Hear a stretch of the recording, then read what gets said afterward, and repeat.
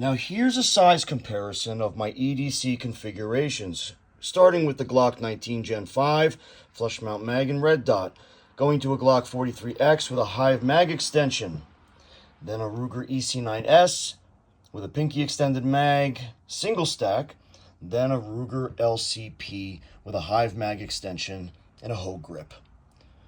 Obviously there's a significant size difference between each of these, but also a weight difference, which we're going to show in an upcoming video here. And we'll start with a short, so stay tuned.